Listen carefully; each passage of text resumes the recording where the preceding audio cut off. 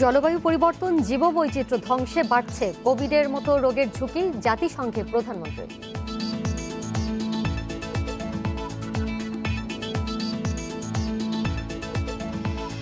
MC কলেজে ধর্ষণে শিক্ষা মন্ত্রণালয় তদন্ত প্রতিবেদন জমা আজ। হলের নিরাপত্তা নিয়ে অসন্তোষ।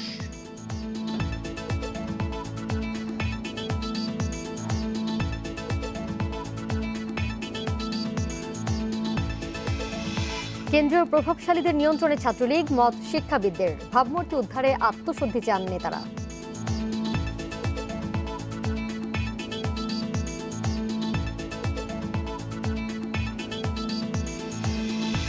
আজ থেকে সৌদি আরব যাবে সপ্তাহে 20টি ফ্লাইট। নবায়ন হবে মার্চে ইস্যু করা প্রবাসীদের ভিসাও।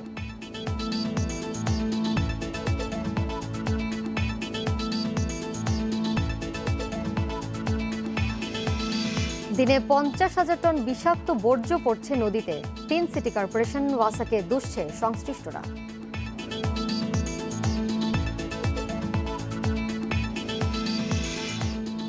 এক ঘন্টার বিরতির সংবাদে সবাইকে স্বাগত জানাচ্ছি দোলা ডলারেস এবং আমি সুফি আহমেদ। সংবাদের শিরোনাম শুনছিলেন, পুরো খবর। বিশ্বে জলবায়ু পরিবর্তন ও জীববৈচিত্র্য ধ্বংসের মাত্রা বেড়ে যাওয়ায় কোভিড-19-এর মতো রোগের ঝুঁকি বাড়ছে বলে মন্তব্য করেছেন প্রধানমন্ত্রী শেখ হাসিনা। বুধবার জাতিসংঘের ইউএন সামিট অন বায়োডাইভার্সিটিতে দেয়া ভাষণে এ মন্তব্য করেন প্রধানমন্ত্রী। তিনি জানান, জীববৈচিত্র্য সংরক্ষণ না করে মানুষের বর্তমান কর্মকাণ্ড অব্যাহত থাকলে চূড়ান্ত বিলুপ্তির দিকে এগিয়ে যাবে পৃথিবী। কোভিড পরিস্থিতির কারণে জাতিসংঘের 75তম সাধারণ অধিবেশনে ভার্চুয়াল প্ল্যাটফর্মে যোগ দিচ্ছেন বিভিন্ন দেশের সরকার ও রাষ্ট্রপ্রধানরা। নিউ ইয়র্কে জাতিসংঘ সদর দপ্তরে এই অধিবেশনের সাইডলাইনে urgent action on biodiversity for sustainable development নামের উচ্চ পর্যায়ে বৈঠকে যোগ দেন প্রধানমন্ত্রী শেখ হাসিনা। বৈঠকে সারা বিশ্বের জীববৈচিত্র্য সংরক্ষণের উপর জোর দেন প্রধানমন্ত্রী। WWF এবং লন্ডনের জিওলজিক্যাল সোসাইটির বরাত দিয়ে শেখ হাসিনা জানান, 1970 থেকে 2016 সাল পর্যন্ত বিশ্বের বন্যপ্রাণীর সংখ্যা গড়ে 68 ভাগ কমেছে। এর নেতিবাচক প্রভাব পড়ছে পরিবেশের উপর, যার ফল ভোগ করছে মানুষ। আমরা কেবল অন্যান্য প্রজাতির বিলুপ্তির কারণই হচ্ছি না, আমাদের বর্তমান কর্মকাণ্ড যদি পরিবর্তন না করা হয় তবে আমরা প্রকৃতপক্ষে মানুষের চূড়ান্ত বিলুপ্তির দিকে এগিয়ে যাব। আমরা জলবায়ু পরিবর্তন ও জীববৈচিত্র্যের ক্ষয়কে বাড়িয়ে তুলছি। ফলস্বরূপ কোভিড-19-এর মতো জুনটিক রোগের ঝুঁকি বাড়ছে। জীববৈচিত্র্য সংরক্ষণ করে পৃথিবী ও মানুষের অস্তিত্ব রক্ষায় 4টি সুনির্দিষ্ট পদক্ষেপ নেওয়ার পরামর্শ দেন বাংলাদেশের প্রধানমন্ত্রী। বলেন, প্যারিস চুক্তির লক্ষ্য অর্জন ছাড়াও বিনিয়োগের ক্ষেত্রে ভবিষ্যতের স্থায়িত্বের দিকে মনোযোগ দিতে হবে। For safeguarding biodiversity, creating greater public awareness.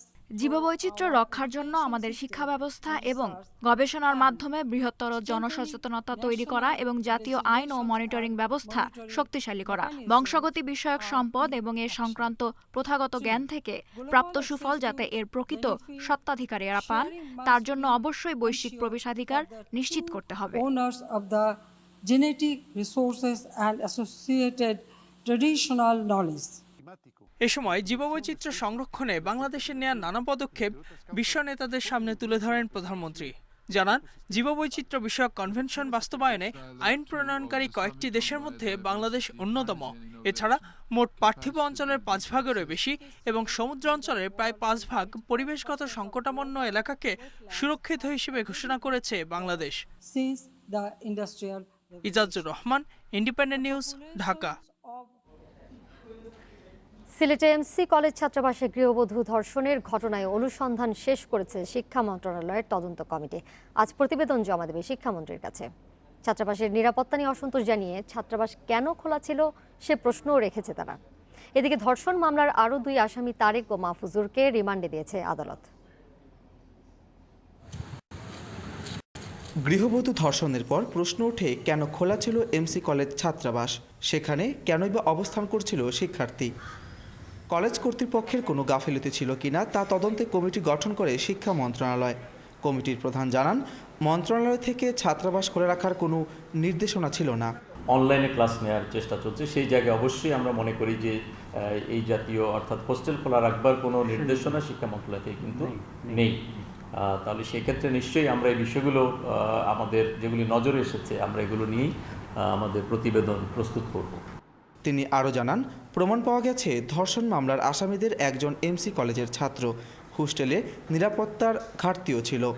144 acre যতটুকু আমরা জেনেছি আর কি, সেই জায়গায় নিরাপত্তার জন্য যে অর্থাৎ সার্বিক নিরাপত্তার জন্য যতটুকু প্রয়োজন আমাদের কাছে মনে হয়েছে যে এই জায়গায় কিছু গ্যাপ। তবে হোস্টেল বন্ধের বিষয়টা আমি বলতে, হোস্টেল বন্ধ আছে, কিন্তু হোস্টেলে যে কোনো সময় অজ্ঞাতসারে ঢুকে যাওয়ার একটি স্কোপ রয়ে গেছে। এদিকে ছাত্রাবাসে ধর্ষণ মামলার আসামি তারেকুল ইসলাম ও মাহফুজুর রহমান মাসুমকে 5 দিন করে রিমান্ড দিয়েছে আদালত। এ নিয়ে 8 আসামিকে রিমান্ডে নেওয়া হলো। মাধব কর্মকার, ইন্ডিপেন্ডেন্ট নিউজ, সিলেট। স্বাধীন নয় ছাত্রলীগ, কেন্দ্রের প্রভাবশালী নেতারা প্রভাবিত করেন বলে মন্তব্য করেছেন শিক্ষাবিদেরা। বলছেন এই অবস্থার উন্নয়নে সংগঠনে গণতন্ত্র চর্চা ও নির্বাচনের মাধ্যমে নিয়মিত কমিটি গঠন জরুরি। এছাড়া আত্মশুদ্ধির প্রয়োজন রয়েছে বলেও মনে করেন ছাত্রলীগ নেতারা। ভাষা আন্দোলন, মুক্তিযুদ্ধ ও স্বৈরাচার বিরোধী আন্দোলনে গুরুত্বপূর্ণ ভূমিকা পালন করেছে ছাত্রলীগ। কিন্তু 90-এর পর নানা অপকর্মে জড়িয়ে প্রশ্নবিদ্ধ হয়েছেন অনেক নেতাকর্মী। রাজনীতি বিশ্লেষকরা বলছেন, দীর্ঘদিন ধরে ক্ষমতায় আওয়ামী লীগ। এই সময়ে ছাত্রলীগকে গোছানোর ও সাংগঠনিক ভিত মজবুত করার সুযোগ ছিল, কিন্তু তা হয়নি, বরং আরও বিশৃঙ্খল হয়েছে দল। এ চক্র থেকে বের হতে সংগঠনে গণতন্ত্র চর্চা বাড়ানোর কোনো বিকল্প নেই বলে মনে করছেন শিক্ষাবিদেরা। প্রত্যেকটা ছাত্র সংগঠনেরই অভ্যন্তরীণ নির্বাচন হওয়া দরকার। তারাই ঠিক করবে কারা নেতা হবে, কারা সম্পাদক হবে, কারা সভাপতি হবে, বাইরে থেকে দেওয়া হবে না। এটা হচ্ছে যে অভ্যন্তরীণ একটা গণতান্ত্রিক সংস্কৃতি দরকার ছাত্র সংগঠনের ভেতরেও। ঢাকা বিশ্ববিদ্যালয়ের সাবেক উপাচার্য বলছেন, ছাত্রলীগ যেন কোনো ব্যক্তি গোষ্ঠী বা দলের হাতিয়ার হিসেবে ব্যবহৃত না হয় সেটা নিশ্চিত করতে হবে। আমাদের শীর্ষ পর্যায়ে যে রাজনৈতিক নেতৃবৃন্দ আছে বিভিন্ন রাজনৈতিক দলের, তাদেরকেও কিন্তু একটা ঐক্যমত্যে আসতে হবে যে শিক্ষা প্রতিষ্ঠানে আমাদের যে ছাত্র সংগঠনগুলো আছে, এই ছাত্র সংগঠনগুলোর উপরে আমরা কখনো কোনো পলিটিক্যাল নিয়ন্ত্রণ আরোপ করার চেষ্টা করব না। তারা স্বাধীনভাবে তাদের দায়িত্ব পালন করবে এবং সেখানে তারা যেন কোনো ধরনের অনৈতিক কার্যকলাপে জড়িত না হয় সেদিকে আমাদের কড়া দৃষ্টি থাকবে। সংগঠনের ভাবমূর্তি নিয়ে অনুতপ্ত ছাত্রলীগের নেতারাও। তারা চায় আত্মসমালোচনার মাধ্যমে ঘুরে দাঁড়াতে। আমরা যেটি মনে করি যে বাংলাদেশ ছাত্রলীগের আরও ভালো হওয়ার সুযোগ রয়েছে। আমরা আমাদের নেতিবাচকতা, আমাদের সীমাবদ্ধতাকে আমরা স্বীকার করি এবং একই সঙ্গে আমাদের সংগঠনকে আরও কীভাবে যুগোত্তীর্ণ করা যায়, সাধারণ শিক্ষার্থীদের সঙ্গে আমাদের সেতুবন্ধন কিভাবে দৃঢ় করা যায় এবং সংগঠনের কর্মকাণ্ডকে কিভাবে আরও গতিশীল করতে পারি যাতে করে কর্মীরা পরিশুদ্ধ হয়। বঙ্গবন্ধু শেখ মুজিবুর রহমান যেটি বলেছেন যে আমাদের আত্মসমালোচনা প্রয়োজন, আত্মশুদ্ধি প্রয়োজন, আত্মসংযম প্রয়োজন, সেই জায়গা থেকে আমরা আসলে এই ঘটনাগুলো থেকেও শিক্ষা নিতে পারি। ডাকসুর সাবেক এএজেস বলেন, ছাত্রলীগের কর্মকাণ্ডে প্রধানমন্ত্রীর অগ্রযাত্রা যেন বাধাগ্রস্ত না হয় সেদিকে নজর রাখতে হবে। শাহাদাত স্বপন, ইন্ডিপেন্ডেন্ট নিউজ, ঢাকা। দেখছেন বিরতিহীন সংবাদ। আরও যা থাকছে, অনলাইনে নিত্যপণ্য বিক্রি বেড়েছে 3 গুণ। গুণগত মান বজায় রাখাই চ্যালেঞ্জ বলছেন বিশ্লেষকরা।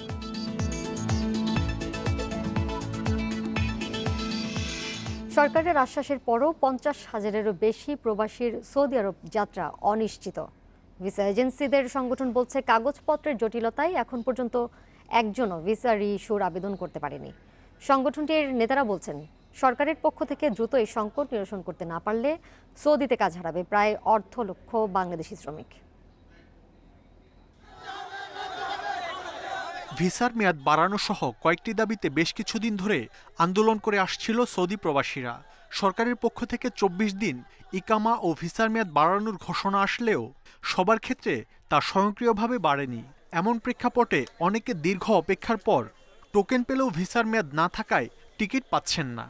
কফিলের সাথে আজকে 2 দিন পর্যন্ত আমরা যোগাযোগ করতেছি, কফিল কিন্তু টেলিফোন নাম্বারটা উঠাইতেছে না, টেলিফোন ধরতেছে না। টাকা আমার কফিল এখন বাড়ায় না, না এই বাড়ায় কেমন রকম, এটা সরকার যদি বাড়ায় তাহলে আমরা যাইতে পারবো। ভিসা রিক্রুটিং এজেন্সি নেতারা বলছেন, টানা 7 মাস কেউ সৌদি আরব না থাকলে তাকে রি এন্ট্রি ভিসা নিয়ে সৌদি প্রবেশ করতে হয়। ফুলফিল ডকুমেন্টস নিয়ে এখনো কেউ আসতে পারেন নাই। যারাই আসছেন আমরা সবার কাছে এমবাসি রিকোয়ারমেন্ট অনুযায়ী ডকুমেন্টের একটা লিস্ট দিয়েছি, তারা এগুলো ফিল আপ করে আসলে আমরা সার্ভিস দিতে পারবো। আমরা সেভাবেই কথা বলেছি। আমরা যেটুকু বুঝতে পারছি যে লক্ষাধিক লোক বাংলাদেশে আটকে আছে, এর মধ্যে হয়তো 30-25 হাজার যাচ্ছে বা যাওয়ার সুযোগ পেয়েছেন ইতিমধ্যেই। বাকিরা কিন্তু একটা ভোগান্তিতে পড়ে গেছেন অলরেডি। আমরা নিজেরাও এটা নিয়ে উদ্বিগ্ন। কর্মক্ষেত্রে ফেরা নিয়ে অনিশ্চয়তায় থাকা প্রবাসীরা সংকট সমাধানে দ্রুত প্রধানমন্ত্রীর হস্তক্ষেপ চান। মাননীয় প্রধানমন্ত্রী হস্তক্ষেপ না করলে এটার কোনোদিনই সমস্যার সমাধান হবে না। এদিকে যাদের ভিসা ও ইকামার মেয়াদ আছে তাদের টিকিট দিচ্ছে সৌদি এয়ারলাইন্স ও বিমান বাংলাদেশ। সৌদি এয়ারলাইন্স বুধবার টিকিট দিয়েছে 2701 থেকে 3000 টোকেনধারীদের। বৃহস্পতিবার দেয়া হবে A1 থেকে A200 ও B1 থেকে B200 টোকেন প্রাপ্তদের। আর বিমান বাংলাদেশ বুধবার টিকিট দিয়েছে 24 ও 25 মার্চ যাদের ফিরতি ফ্লাইট ছিল তাদের। বৃহস্পতিবার দেবে 26 ও 27 মার্চে বিমানে যাদের ফিরতি টিকিট ছিল তাদের। মাহমুদ শরীফ, ইন্ডিপেন্ডেন্ট নিউজ, ঢাকা।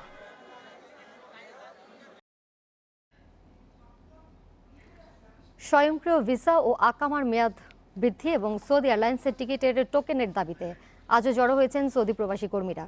রাজধানীর হোটেল সোনারগাঁও এলাকা থেকে সবশেষ পরিস্থিতি জানাতে যোগ দিয়েছেন সহকর্মী মাহমুদ শরীফ। শরীফ, ঠিক এই মুহূর্তের পরিস্থিতি আমাদেরকে জানাবেন। সংকট তো অনেক রয়ে গেছে এখনো, সৌদি প্রবাসী শ্রমিকরা কি বলছেন?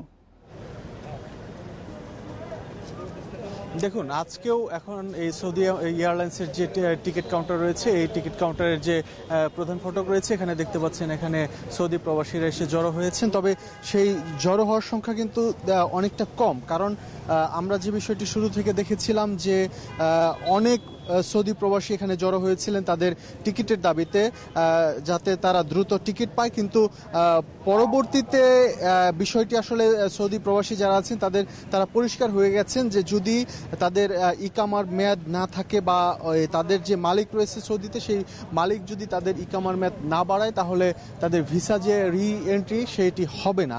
এমন প্রেক্ষাপটে আমরা গত কয়েকদিন যাবতই দেখছি যে অনেকেই দীর্ঘদিন অপেক্ষার পর লাইনে দাঁড়িয়ে থেকে তারা টোকেন নিয়েছেন। এরপর যখন আবার টিকিট কাটতে গিয়েছেন তখন তাদের ভিসার মেয়াদ বা ইকামার মেয়াদ না থাকার কারণে তাদেরকে খালি হাতে ফিরতে হয়েছে। এরকম আমরা গত বেশ কয়েকদিনে দেখেছি এবং সৌদি এয়ারলাইন্স কর্তৃপক্ষ বলছে যে এই সংখ্যাটি অন্তত শতকরা 30% তারা পেয়েছেন যে তারা আসলে টিকিট দিতে পারেননি তাদেরকে, কারণ তাদের ইকামা বা ভিসার মেয়াদ কিছুই নেই। এখন আমরা যে বিষয়টি অভিযোগ পাচ্ছি, ইকামার মেয়াদ স্বয়ংক্রিয়ভাবে বাড়ার যে একটি ঘোষণা 24 দিন, এটি আসলে সবার ক্ষেত্রে হয়নি। এখানে কিছু কিছু প্রবাসীর ক্ষেত্রে এই বিষয়টি হয়েছে এবং অধিকাংশরই বলা চলে হয়নি। এ কারণে যে জটিলতা তৈরি হয়েছে আমরা যে বিষয়টি দেখছি যে, এবং সৌদি ভিসা এজেন্সি যারা আছেন যে তারা বলছেন অন্তত 50,000-এর উপরে প্রবাসী যারা এই মুহূর্তে এমন যদি পরিস্থিতি থাকে তাহলে তাদের যে কর্মস্থল সেখানে ফিরতে পারবেন না, কারণ তাদের যে কফিল বা মালিক রয়েছে তারা অধিকাংশরই ভিসা বা ইকামা সেটি আসলে নবায়ন করছে না বা সাড়া দিচ্ছে না। তাদের যে আহ্বান, এই আহ্বানে এখন ভিসা এজেন্সিগুলো বলছে যে করোনার যে সংকট, এই সংকট আসলে সব জায়গাতেই পড়েছে এবং এর প্রভাবে অনেক কফিল এরই মধ্যে জানিয়ে দিয়েছে তারা তাদের যে কর্মী, সেই কর্মীদেরকে তারা ফেরত নেবে না। এমন প্রেক্ষাপটে আমরা বেশ কয়েকদিন যাবৎ দেখছি যে সরকারের পক্ষ থেকেও সৌদির দূতাবাসে যারা ঊর্ধ্বতন কর্মকর্তা আছে তাদের সাথে দফায় দফায় বৈঠক হয়েছে এবং গতকালকে সবশেষ পররাষ্ট্রমন্ত্রী জানিয়েও দিয়েছে যে যদি কফিল বা মালিক কর্মীদেরকে ফেরত নিতে না চায় তাহলে সরকারের পক্ষ থেকে কিছুই করার নেই। এমন প্রেক্ষাপটে এই যে একটি অনিশ্চয়তা, কারণ লক্ষাধিক সৌদি প্রবাসী এখন বাংলাদেশে আটকা পড়েছে, যারা আসলে মার্চ মাসের আগেও অনেকে এসেছিলেন কিন্তু এরপর আর ফিরতে পারেননি করোনার কারণে, এবং করোনার মধ্যেও অনেকেই এসেছেন। আমরা শেষ মুহূর্তে দেখেছি যে যখন বাংলাদেশ বিমানের ফ্লাইট শুরু হওয়ার উদ্যোগ নেওয়া হলো, তখন কিন্তু বাংলাদেশ বিমান তাদের যে বাণিজ্যিক ফ্লাইটের অনুমতি সেটি পায়নি এবং এটি না পাওয়ার কারণে কিন্তু একটি জটিলতা তৈরি হয়েছে এবং সৌদি এয়ারলাইন্সের যে ফ্লাইট সেটিও কিন্তু এতদিন খুব সীমিত পরিসরেই সৌদি আরবে চলছে। সৌদি মালিকরা প্রবাসীদের চাকরির চুক্তি নবায়ন না করলে সরকারের কিছুই করার নেই। বুধবার রাষ্ট্রীয় অতিথি ভবন পদ্মায় কূটনীতিকদের সঙ্গে বৈঠক শেষে পররাষ্ট্র প্রবাসী কল্যাণ মন্ত্রী এমন মন্তব্য করেন। মন্ত্রীরা জানিয়েছেন আজ থেকে সপ্তাহে ঢাকা থেকে সৌদিতে 20টি ফ্লাইট চলাচল করবে। এছাড়া মার্চে ইস্যু করা সৌদি প্রবাসীদের ভিসাও নবায়ন করা হবে। সৌদি আরব, সংযুক্ত আরব আমিরাত, ওমান, ইরাক সহ গলফ অঞ্চলে 6টি দেশের পাশাপাশি মালয়েশিয়ার ঢাকা মিশনের প্রধানদের সঙ্গে বৈঠক করেন পররাষ্ট্রমন্ত্রী একে আব্দুল মোমেন ও প্রবাসী কল্যাণ মন্ত্রী ইমরান আহমদ। বৈঠকে করোনা পরিস্থিতিতে দেশে এসে আটকে পড়া প্রবাসী বাংলাদেশিদের সর্বশেষ অবস্থার কথা তুলে ধরা হয়। পরে সৌদি প্রবাসীদের ধৈর্য ধরার আহ্বান জানান মন্ত্রীরা। বলেন, আটকে পড়াদের নিজ কর্মস্থলে ফিরে যাওয়া নিশ্চিত করতে ফ্লাইট সংখ্যা বাড়ানোর প্রস্তাবে সম্মত হয়েছে দুদেশ। কালকের থেকে ওরা বলল 10-20টা ফ্লাইট ডেইলি যাবে, সৌদিয়া 10 আর বাংলাদেশ বিমান 10টা। তাতে হোপফুলি অনেক লোকও যেতে পারবে। এবং যেটা ওরা বলল যে তারা দু ধরনের লোক নিচ্ছে। একটা হচ্ছে যারা এখানে এসে চাকরিতে স্ট্যান্ডার্ড হয়ে গেছেন, তারাও যাচ্ছেন, তবে তাদের ভিসাটা রিনিউ করতে হচ্ছে। 25,000-এর মতো নতুন ইস্যু করতে হবে। সবাইকে ধৈর্য ধরতে হবে, বাট সবাই যাবে। তবে যাদের ভিসার মেয়াদ আছে কিন্তু সৌদি মালিকরা চাকরির চুক্তি নবায়ন করেনি, তারা ফেরত যেতে পারবে না বলে জানান মন্ত্রীরা। তাদের বিকল্প কর্মসংস্থান খোঁজার পরামর্শ দেওয়া হয়েছে। বলেন, করোনার কারণে সৌদিতে অনেকেই ছাঁটাই প্রক্রিয়ার মধ্যে পড়ে গেছে। এক্ষেত্রে সরকারের করার কিছু নেই। কফিল যে চাকরি দিবে সে যদি চাকরি না দেয় তাহলে তো যেতে পারবে। ওখানে আপনি বলেন কি করতে পারবো? ওইটা আমরা কি করতে পারবো? আপনি চাকরি দিবেন, আপনি দিলেন না, আমরা কি করতে পারবো? আমরা ওদেরকে অনুরোধ করেছি, এই কথাগুলি ওনাদের সরকারের কাছে যাবে। এখন ওটার পরের রেজাল্ট কি হবে ওটা কিন্তু এখনো বলা যাবে না। এই যে বিভিন্ন স্যারে যে বললেন, একেদার তোমার এই কামা ভিসা এইসবগুলি যেটা আছে, এটা ওনাদের সাথে আলাপ হয়েছে, আলাপের রেজাল্টটা কিন্তু এখনো পাইনি। ফিরে আসাদের বিষয়ে বিকল্প পরিকল্পনা করা হচ্ছে বলে জানান দুই মন্ত্রী। এছাড়া প্রধানমন্ত্রীর তহবিল থেকে সহায়তা নিয়ে দেশেই কিছু করার পরামর্শ দেন মন্ত্রীরা। Nafiza Daula, independent News, Dhaka. রাজধানীর হাজারীবাগে 2 সন্তানের গলা কেটে নিজে আত্মহত্যার চেষ্টা করেছেন জাবেদ হাসান নামের এক ব্যক্তি। 3 জনকেই ঢাকা মেডিকেলে নেওয়ার পর 6 বছরের মেয়ে জারিন হাসান রোজাকে মৃত ঘোষণা করেন কর্তব্যরত চিকিৎসক। এই হাসপাতালে চিকিৎসা চলছে ছেলে এবং বাবার। স্বজনরা বলছেন, করোনাকালে আর্থিক সহ নানান সংকটে জর্জরিত ছিলেন জাবেদ।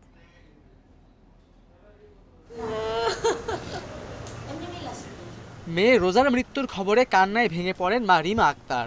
মৃত্যুর সঙ্গে লড়ছে 14 বছরের ছেলে সাকিব হাসান রিজন এবং স্বামী জাবেদ হাসান।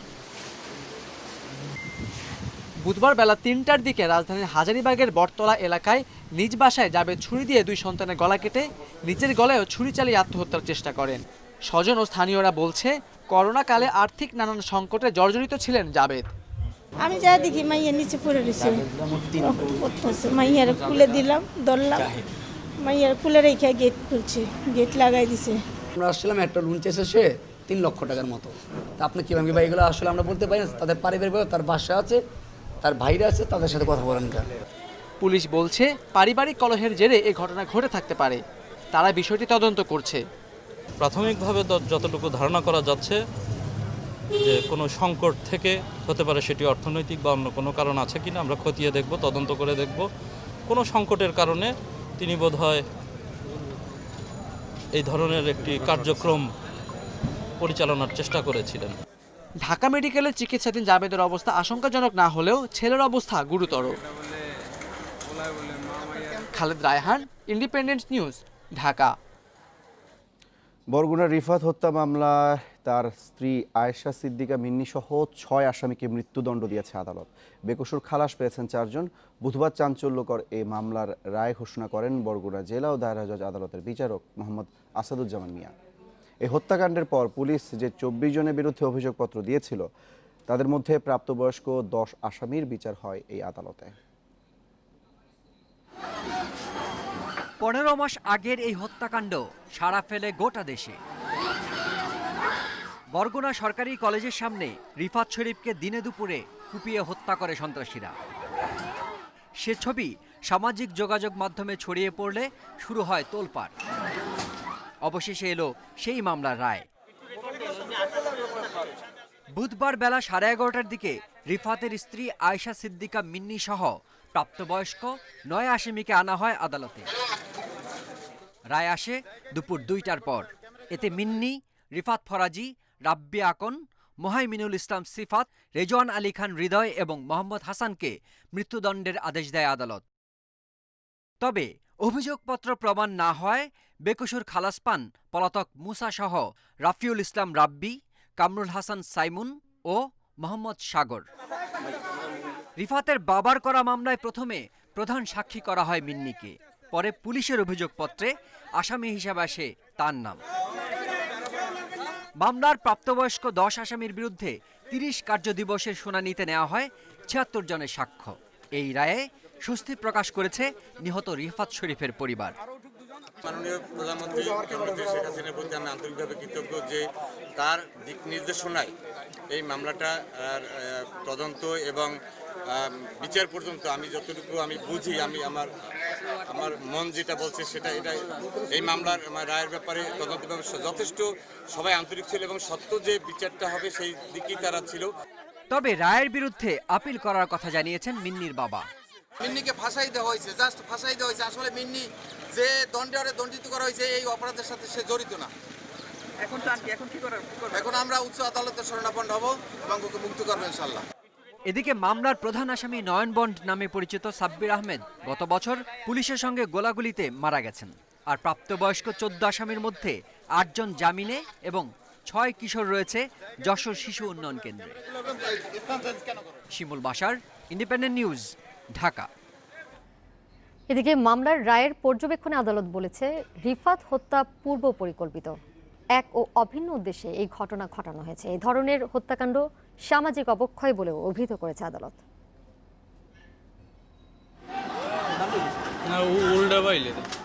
বরগুনার কলেজ রোডে ধারালো অস্ত্রে রিফাত শরীফকে যখন হত্যা করা হয় তখন সেখানে ছিলেন তার স্ত্রী আয়েশা সিদ্দিকা মিন্নিও। মামলার শুরুতে তিনি প্রথমে সাক্ষী থাকলেও পরে আসামি করা হয় তাকে। হত্যাকাণ্ডের পরপরই এই ঘটনায় মিন্নি জড়িত থাকার অভিযোগ করেছিলেন রিফাতের বাবা। বুধবার দেয়া মামলার রায়ের পর্যবেক্ষণে বলা হয়েছে, এই হত্যাকাণ্ড পূর্ব পরিকল্পিত, এক এবং অভিন্ন উদ্দেশ্যে ঘটানো হয়েছে এই ঘটনা। একে সামাজিক অবক্ষয় হিসেবেও অভিহিত করেছে আদালত। প্রধান সাক্ষী কে আসামি এটা একটা ফৌজদারি মামলায় বিবেচ্য বিষয় না। সে সাক্ষী হয়েছে, পুলিশ তদন্তে দেখা গেছে যে মিন্নি এই রিফাত শরীফকে ওই ঘটনার থেকে হত্যা করার জন্য ওই নয়ন বন্ডের বাসায় মিটিং করছে। একজন পলাতক থাকায় অভিযুক্ত 10 আসামির 9 জনই ছিলেন আদালতে। তারা সবাই নিজেদের নির্দোষ দাবি করেছেন। আর মৃত্যুদণ্ড পাওয়া মিন্নিকে সম্পূর্ণ নির্দোষ দাবি করেছেন তার আইনজীবী জেডাই খান পান্না। মিন্নি কোনো প্রকারেই সাজা পাওয়ার ব্যক্তি না। ফাঁসি তো দূরের কথা, সাজা হওয়ারই জন্য না। আমি নির্ঘাত বলতে পারি, উচ্চ আদালতে আসার পরে এ মামলা কোনো প্রকারেই টিকবে না। রায় ঘোষণার পর উচ্চ আদালতে যাওয়ার কথাও জানিয়েছেন মিন্নির বাবা ও তার আইনজীবী। রেজওয়ানুল হক, ইন্ডিপেন্ডেন্ট নিউজ, ঢাকা।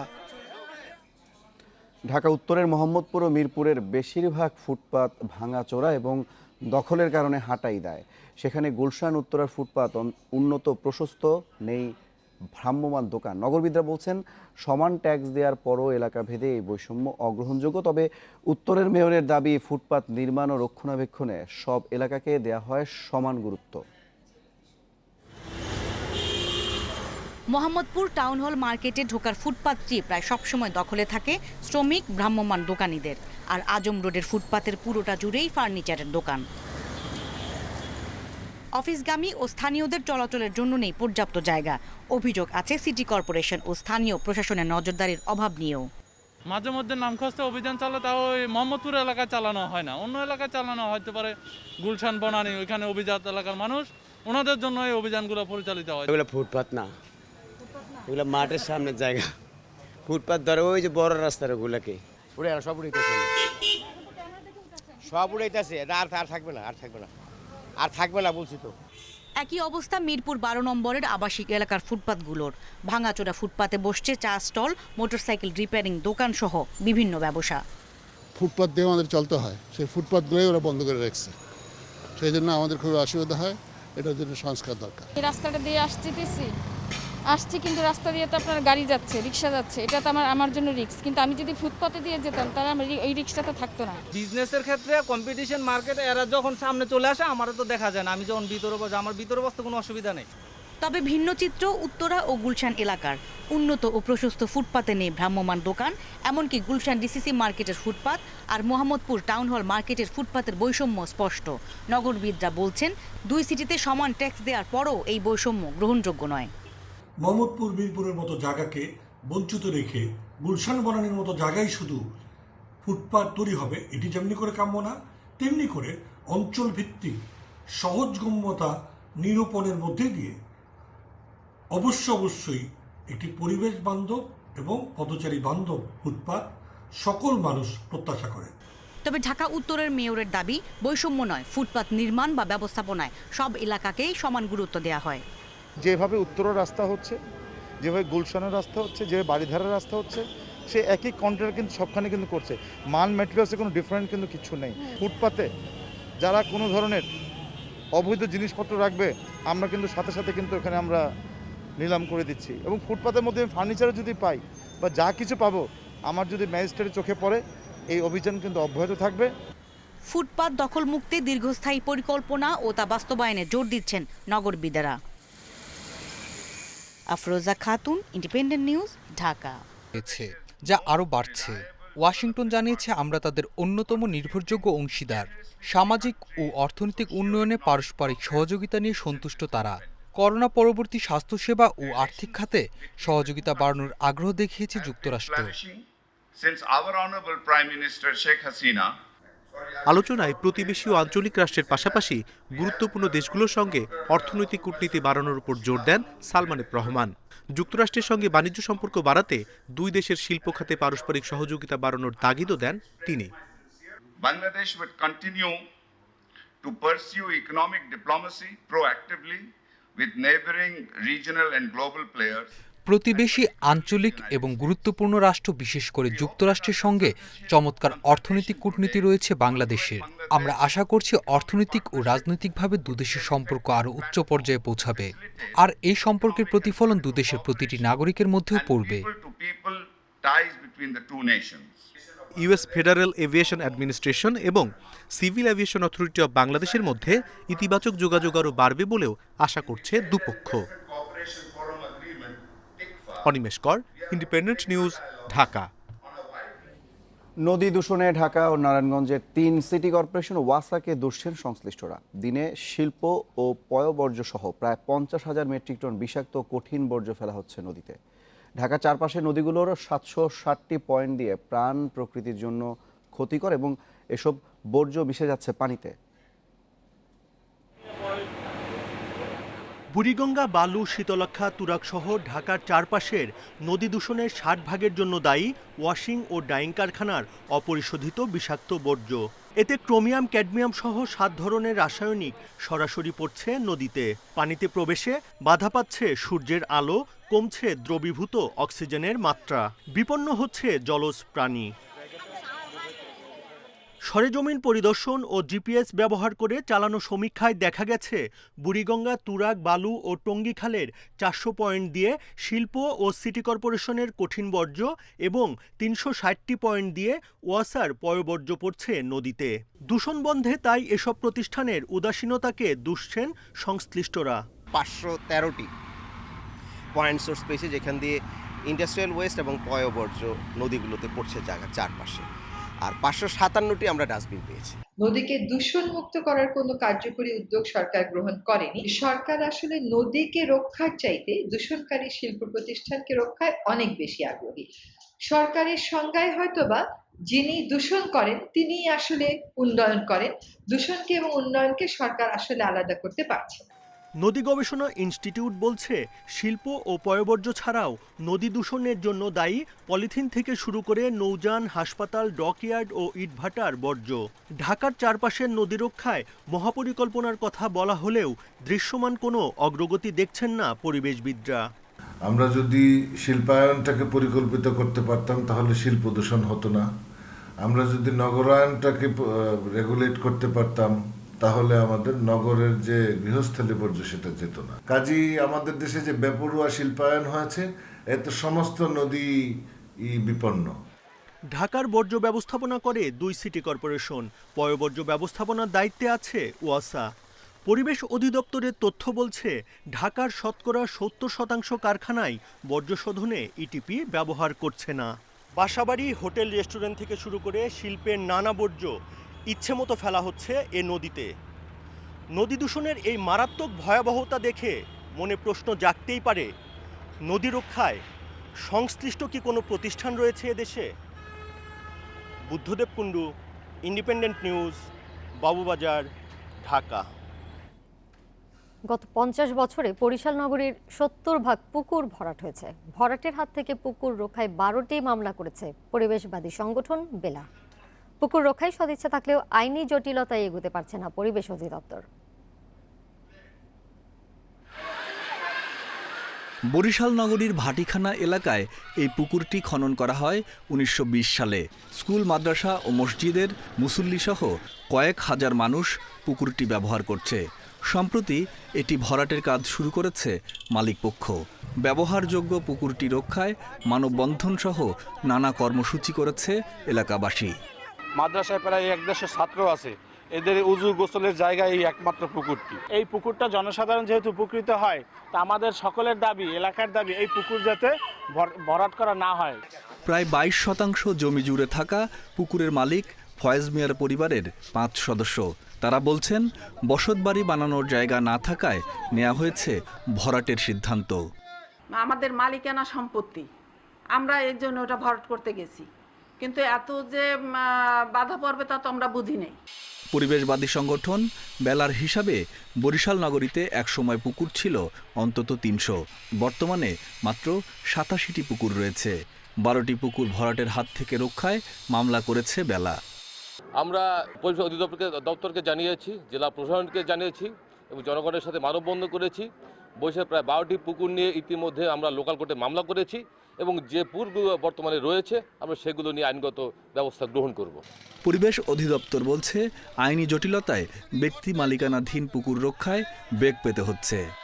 আমি আইনগত ব্যবস্থা নিতে পারি না যদি সেটা পর্যায়ে পুকুর হিসাবে লিস্টেড না থাকে। জনগণ আমাদেরকে তখন ভুল বুঝে যে হ্যাঁ এটা পরিবেশ অধিদপ্তর, জেলা প্রশাসন অথবা এসি ল্যান্ড এই বিষয়ে কোনো ব্যবস্থা নেয়নি। অনেক ক্ষেত্রে আমরা ব্যবস্থা নেওয়ার পরেও সেখানে আইনগতভাবে আমরা ঠেকে যাই। পরিবেশের ভারসাম্য রক্ষায় পুকুর জলাশয়ের বিকল্প নেই, তাই পুকুর ভরাট বন্ধ করে যথাযথভাবে সংরক্ষণ জরুরি বলে মনে করছেন নগরবাসী। Independent news desk. বরাদ্দের অভাবে 8 বছর বন্ধ থাকার পর চট্টগ্রাম নগরীতে আবারও চালু হতে যাচ্ছে স্বল্প মূল্যে স্বাস্থ্যসেবা প্রকল্প। এ মাসের শেষ সপ্তাহে চালু হচ্ছে 7টি মাতৃসদন ও 79টি স্বাস্থ্যকেন্দ্র। এতে সন্তোষ জানিয়েছে নগরবাসী। 1998 সালে আরবান হেলথ কেয়ার প্রকল্পের আওতায় চট্টগ্রাম নগরীতে 5টি মাতৃসদন ও 43টি নগর স্বাস্থ্যকেন্দ্র চালু হয়। দ্বিতীয় ধাপে 2001 সালে আরও 2টি মাতৃসদন ও 36টি স্বাস্থ্যকেন্দ্রে দেওয়া শুরু হয় স্বল্পমূল্যে স্বাস্থ্যসেবা। 2 মেয়াদে জনপ্রিয় হয়ে ওঠা এই প্রকল্প টাকার অভাবে 2012 সালে বন্ধ হয়ে যায়। প্রকল্পের কার্যক্রম নতুন করে চালুর উদ্যোগ নিচ্ছে Chattogram city corporation. City corporation যখন সরকারি, ওনারা আমাদেরকে ভালোভাবে ট্রিটমেন্ট দিবে, তারপরে আমরা ভালো আর কি ওনাদের কাছ থেকে সুযোগ সুবিধাটা পাবো আর কি। চিকিৎসাটা আবার আগের মতো ফিরে আসুক, আমি এইটাই আশা করি। আগের মতো নামমাত্র মূল্যে দেয়া হবে 16 ধরনের স্বাস্থ্যসেবা। বিনামূল্যে সেবা পাবেন 30 ভাগ সেবাগ্রহীতা। প্রকল্পের আওতায় অন্তর্ভুক্ত হয়েছি আমরা, আমাদের একটা সৌভাগ্যের ব্যাপার এটা। এবং চট্টগ্রাম সিটি কর্পোরেশন এলাকায় যারা হতদরিদ্র জনগোষ্ঠী তাদের জন্য একটা ভাগ্যের পরিবর্তনে বলা চলবে, কারণ এই প্রকল্পের আওতায় আমরা 2টা মাতৃসদন হাসপাতাল পরিচালনা করতে পারবো। সিটি কর্পোরেশনের প্রধান স্বাস্থ্য কর্মকর্তা জানান প্রকল্পে $112 মিলিয়ন সহায়তা দিচ্ছে এডিবি। এর মধ্যে 110 মিলিয়ন ঋণ, বাকিটা অনুদান। সিটি কর্পোরেশনের ওয়ার্ডে সাধারণ জনগণের জন্য এটা খোলা থাকবে, সেখানে খুব একদম ফ্রি বিভিন্ন চিকিৎসাগুলো পাবে আর খুব কম মূল্যে তারা ওষুধপত্রও পাবে। এটা এই চট্টগ্রাম নগরবাসীর জন্য আমি মনে করি এটা একটা আশীর্বাদ। তৃতীয় মেয়াদে শুরু হতে যাওয়া এই প্রকল্পটি চলবে 2023 সালের 31 মার্চ পর্যন্ত। Ahsan Riton, Independent News, Chattogram. 4 লেনে সম্প্রসারণ করতে গিয়ে রাজশাহী চাঁপাইনবাবগঞ্জ মহাসড়কের প্রায় 3 কিলোমিটার অংশ প্রায় 1 মাস ধরে বন্ধ রয়েছে। এতে প্রায় 5 কিলোমিটার বাড়তি পথ ঘুরে যাতায়াত করতে হচ্ছে এলাকাবাসীকে। ভুক্তভোগীদের অভিযোগ, ঠিকাদার প্রভাবশালী হয় ব্যবস্থা নিতে গড়িমসি করছে রাজশাহী সিটি কর্পোরেশন। প্রায় 6 মাস আগে 2 লেনের সড়ক 4 লেনে উন্নীত করার কাজ শুরু করেছে রাজশাহী সিটি কর্পোরেশন। প্রকল্প বাস্তবায়নের কাজ পায় ঠিকাদারি প্রতিষ্ঠান বিসমিল্লাহ ট্রেডিং কোম্পানি। করোনা পরিস্থিতির জেরে কিছুদিন বন্ধ থাকার পর সেপ্টেম্বরে আবার শুরু হয় কাজ। এরপর থেকে রাজশাহী চাঁপাইনবাবগঞ্জ মহাসড়কের বহরমপুর কাশিয়াডাঙ্গা অংশের প্রায় 3 কিলোমিটার রাস্তায় কার্পেটিং করার জন্য বন্ধ রয়েছে। এতে প্রায় 5 কিলোমিটার বাড়তি পথ ঘুরতে হচ্ছে সড়ক ব্যবহারকারীদের। যাত্রী ভোগান্তি হচ্ছে, যাত্রী সময় যেতে পারছে না, তারপরে মনে করেন যে আমাদের সময়ও বেশি লেগেছে, গাড়ির খরচাও বেশি বেড়ে যাচ্ছে। আমরা অন্য রাস্তায় ঘুরে গেলে আমরা জ্যামে পড়ছি, জ্যামে পড়লে আমাদের আরও টাইম লস হচ্ছে। একটা রাস্তা ছেড়বে, একটা রাস্তা করবে, তো বলার কেউই নাই, এই রাস্তাতে রাস্তার কিন্তু পড়ে আছে। এলাকাবাসীর অভিযোগ, ঠিকাদারি প্রতিষ্ঠানের মালিক প্রভাবশালী হওয়ায় কোনো পদক্ষেপ নিচ্ছে না সিটি কর্পোরেশন। ঠিকাদার আসলে কে, এটি কিন্তু গুরুত্বপূর্ণ না। গুরুত্বপূর্ণ হলো যে সিটি কর্পোরেশন এই কার্যাদেশটি যাকে দিয়েছে, সিটি কর্পোরেশনের দায়িত্ব তাকে তার কাজটি যথাযথভাবে সে যাতে করে, যাতে নাগরিকের কোনোভাবে দুর্ভোগ পোহাতে না হয়। সড়ক সংস্কারের ক্ষেত্রে সাধারণত একপাশে যান চলাচলের ব্যবস্থা রাখার কথা থাকলেও এক্ষেত্রে তা করা হয়নি। মানে পাথর বালু দিয়ে ও যেমনি পানি পড়ে পরপর গাড়ি যাবে উঠে যাবে, ওর জন্য আমরা বন্ধ করেছি। আমরা তো ভাই আজকে 1 মাস আগে করে দেওয়ার কথা, আমাদের প্ল্যানটা আমরা ফ্রি পাচ্ছি না। এটা কন্ট্রাক্টর করেছে কি গেটটা নষ্ট হয়ে যেত, টাইম কোড করার পরে ফেলে রাখছে, গেটটা নষ্ট হয়ে যায়। ওরা ওই ভুলটা করেছে। তারপরেও আমরা খুব দ্রুত ওদের কাজ করার জন্য প্ল্যানটা আমরা বলে দিয়েছি, ঠিক আছে আমাদের প্ল্যান দিয়ে কাজ করেন। ওরা বিটুমিনও রেডি করে ফেলেছে, শুধু আবহাওয়ার কারণে কাজটা শুরু করতে পারে। 4.5 কিলোমিটার সড়ক 2 লেন থেকে 4 লেনে প্রশস্তকরণ এ প্রকল্পের ব্যয় ধরা হয়েছে 26 কোটি টাকা। Independent news desk. করোনা ঝুঁকিতে নিত্য প্রয়োজনীয় পণ্য কিনতে অনলাইনে ঝুঁকছেন শহরের ক্রেতারা। অনলাইন বিক্রেতাদের সংগঠন ইক্যাব জানিয়েছে, এবছরের প্রথম 6 মাসে অনলাইনে নিত্যপণ্যের বিক্রি বেড়েছে গত বছরের 3 গুণ। তবে গুণগত মান বজায় রেখে সময় মতো পণ্য সরবরাহ করা একটি বড় চ্যালেঞ্জ বলছেন বিশ্লেষকরা।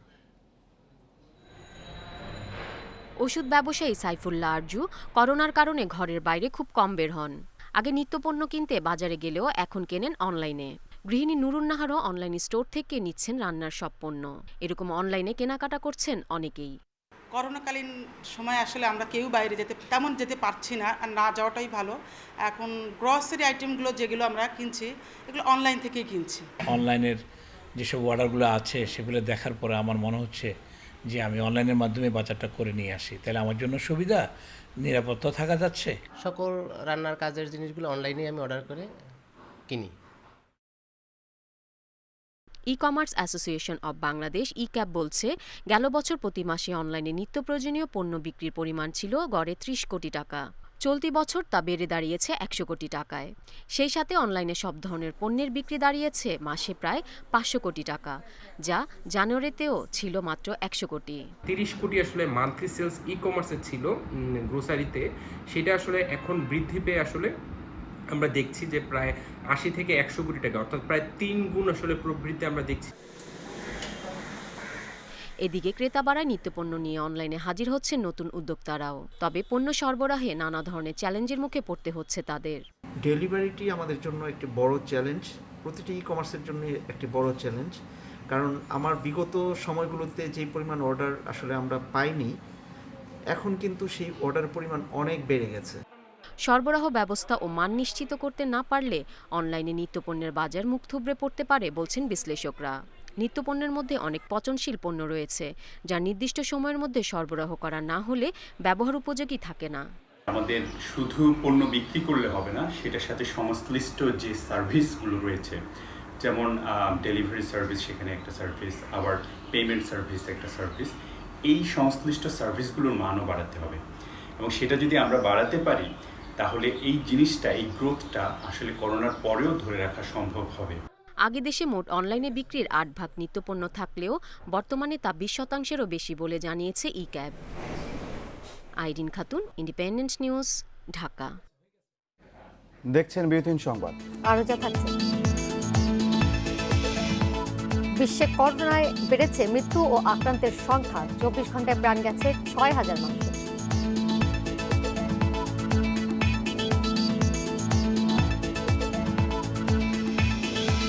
বরুশিয়াকে হারিয়ে জার্মান সুপার কাপ জিতল বায়ার্ন, বছরে 5 ট্রফি জিতে বার্সার রেকর্ডে ভাগ।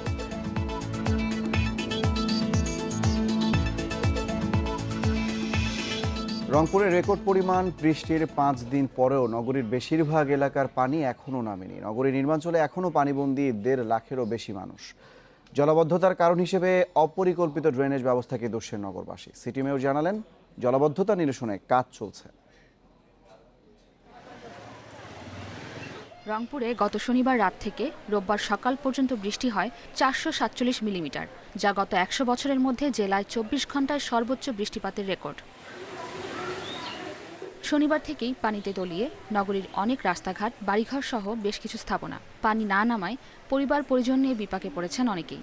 কোনোদিন আমরা আজ প্রায় 50-60 বছর 70 বছর হইল আমাদের বাড়িতে পানি ওঠে নাই, কিন্তু এইবারেই আমাদের বাড়িতে পানি উঠলো।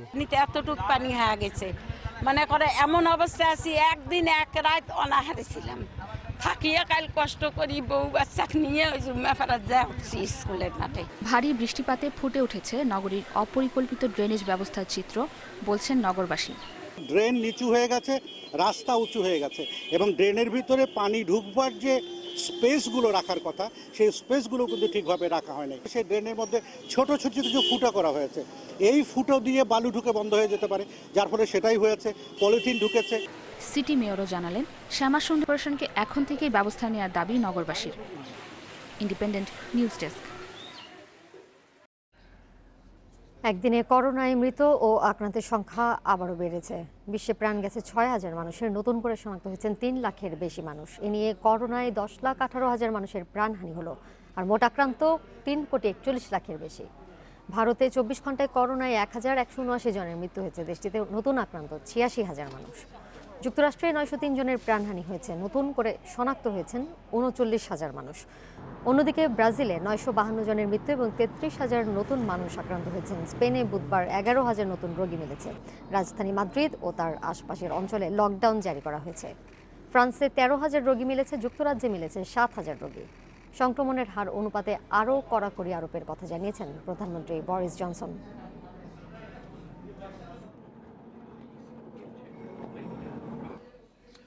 ভারতে করোনা লকডাউনে সব কলকারখানা এবং শিল্প প্রতিষ্ঠান বন্ধ থাকলেও এই সময়ের মধ্যে আয়ের রেকর্ড গড়েছেন রিলায়েন্সের কর্ণধার মুকেশ আম্বানি। পুরো লকডাউনে প্রতি ঘন্টায় 90 কোটি রুপি আয় করেছেন ভারতের শীর্ষ ধনী মুকেশ। ইন্ডিয়ান এক্সপ্রেসের প্রতিবেদন অনুযায়ী লকডাউনের সময় ফেসবুক থেকে শুরু করে একাধিক বহুজাতিক সংস্থা রিলায়েন্সের শেয়ার কিনে অংশীদার হয়েছে, আর এতেই ফুলে ফেঁপে ওঠে আম্বানির সম্পদ। ভারতের ধনী ব্যক্তির তালিকায় টানা 9বার শীর্ষে আছেন তিনি, আর বিশ্বের সবচেয়ে ধনী ব্যক্তির তালিকায় রয়েছেন 4র্থ স্থানে।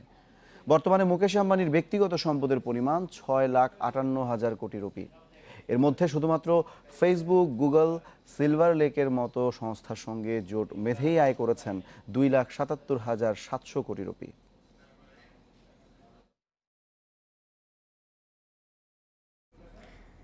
এক বছরে 5 ট্রফি জিতে বার্সেলোনার রেকর্ডে ভাগ বসালো বায়ার্ন মিউনিখ। জার্মান সুপার কাপে ডর্টমুন্ডের বিপক্ষে বাভারিয়ানদের জয় 3-2 গোলে। এ নিয়ে 8ম জার্মান সুপার কাপ জিতল ফ্লিকের দল। দারুণ মৌসুম পার করা ছেলেদের লড়াকু মানসিকতার প্রশংসা করেছেন কোচ হ্যান্সি ফ্লিক। ছন্দ ধরে রাখতে চান চলতি মৌসুমেও। 2020 বায়ার্ন মিউনিখের জন্য যেন সোনায় মোড়ানো। বছরে 5 ট্রফি জমা করেছে শোকেসে। সাইকেল পূর্ণ হয়েছে জার্মান ক্লাসিকো জিতে। আলিয়াঞ্জ অ্যারেনায় খেলা হফেনহাম ধাক্কা কাটিয়ে ফর্মে বায়ার্ন। আধা ঘন্টা পেরোতেই 2 গোলের লিড। প্রথমটা তলিসো, অভিজ্ঞ মুলার বাড়িয়েছেন ব্যবধান। ডর্টমুন্ড সমর্থকরা ততক্ষণে হারের ব্যবধান নিয়ে ভাবতে শুরু করেছে। ডর্টমুন্ড ঘুরে দাঁড়িয়েছে সাহস রেখে, সমতা ফিরিয়ে ম্যাচও জমিয়েছে। বিরতির আগে 1 গোল শোধ দিয়ে ম্যাচে রাখেন ব্র্যান্ড, আর দ্বিতীয়ার্ধে সমতা ফেরাতে খুব একটা সময় নেননি হালান্ড। আবারও ম্যাচে বড় প্রভাব ম্যানুয়েল নয়ারের। পার্থক্য বোধ হয় ওখানেই। বায়ার্ন গোলকিপারের দুর্দান্ত সেভ আবারও বাঁচিয়ে দিয়েছে জয়ের রসদ। অতিরিক্ত সময়ের অপেক্ষায় থাকেনি বায়ার্ন, অপেক্ষায় রাখেননি কিমিক। ম্যাচ উইনিং গোল করেছেন 82 মিনিটে। ছেলেরা অসাধারণ নৈপুণ্য দেখাচ্ছে। আমি কৌশল শিখিয়ে দিলেও পারফর্ম তো ওদেরই করতে হয়। মাঠে যা করে দেখিয়েছে তা দেখে সত্যি আমি অভিভূত। 3-2 গোলের জয় বায়ার্নকে নিয়ে গেছে অন্য অবস্থানে। বছরে 5 ট্রফির যে রেকর্ড ছিল বার্সেলোনার, তাতে ভাগ বসিয়েছে বাভারিয়ানরা। Mohammad Nazim, Independent News. টানা 3বারের বাফুফের সভাপতি কাজী সালাউদ্দিনকে এবার নির্বাচনী মাঠে চ্যালেঞ্জ জানিয়েছেন আরেক সাবেক ফুটবলার শফিকুল ইসলাম মানিক। দীর্ঘদিন সভাপতি থেকেও বাংলাদেশের ফুটবলের কোনো উন্নতি করতে পারেননি সালাউদ্দিন, এমন অভিযোগ মানিকের। পরিবর্তনের অঙ্গীকারে তাই সুযোগ দেখছেন তিনি।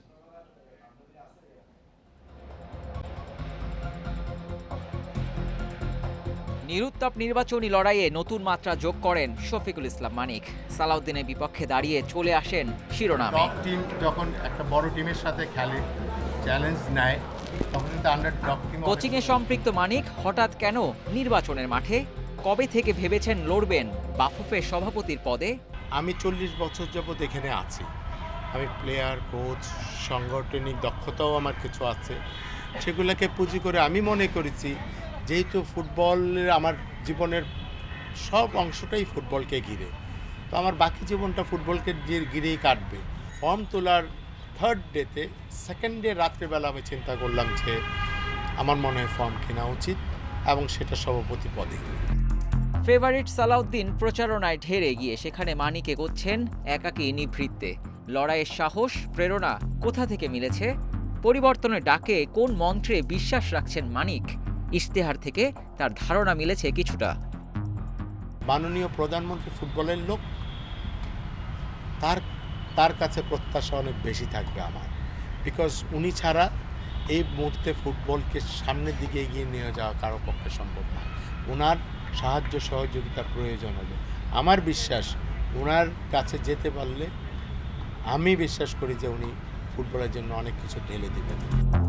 80-র দশকে মাঠ মাতিয়েছেন, ছিলেন জাতীয় দলের সদস্য। লাল সবুজকে কোচিংয়ের অভিজ্ঞতাও আছে। ঘরোয়া ফুটবলের ডাগআউটে তিনি পরিচিত মুখ। নির্বাচনী লড়াইকে তাই খেলার সঙ্গে তুলনা করছেন, যেখানে আন্ডারডগ হয়েও চমকের প্রত্যাশা মানিকের। আমি যখন একটা নতুন টিমের কোচ হই, সব তো নতুন প্লেয়ারই থাকে, তাদেরকে ইউনাইটেড করার দায়িত্বই তো আমার হয়ে যায়। তা আমার এইটাই তো একটা এক্সাম্পল হতে পারে। আমি যখন চেয়ারে বসবো, আমার পাস্ট এক জায়গায় থাকবে, আমার নতুন ভাবনাটা আরেক জায়গায় থাকবে, কিন্তু আমার অভিজ্ঞতাগুলোকে কাজে লাগাবো। সর্বোচ্চ পদে থেকে ফিফা এএফসিতে বাংলাদেশকে প্রতিনিধিত্ব করার চ্যালেঞ্জ অনেক। তবে সেসব জেনে বুঝেই সালাউদ্দিনের বিপক্ষে নেমেছেন ভোটের লড়াইয়ে। পরিবর্তনের অঙ্গীকারে অপেক্ষায় আছেন সুযোগের। Abidur Rahman, Independent News, Dhaka.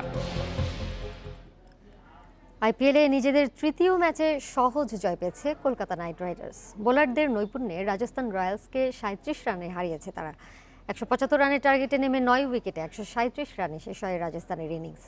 টসে হেরে ব্যাটিংয়ে নামে কলকাতা। ব্যর্থতার বৃত্ত থেকে বের হতে পারেননি সুনীল নারায়ণ ও দীনেশ কার্তিক। ঝড় তুলেও ইনিংস লম্বা করতে ব্যর্থ Andre Russell. Opener Shubman Gill করেন সর্বোচ্চ 47 রান। এউইন মর্গেনের অপরাজিত 34 রানে লড়াইয়ের পুঁজি পায় কলকাতা। জবাবে দ্রুত উইকেট হারিয়ে ম্যাচ থেকে ছিটকে যায় রাজস্থান। হতাশ করেন স্মিথ, স্যামসন ও থাপ্পা। জশ বাটলার করেন 21 রান। আর আগের ম্যাচের নায়ক তেভাতিয়ার ব্যাটে আসে 14 রান। সব মিলিয়ে 7 ব্যাটসম্যান আউট হন 1 অঙ্কে। এক প্রান্তে টিকে থেকে অপরাজিত 54 রান করে শুধু পরাজয়ের ব্যবধান কমিয়েছেন টম কারেন।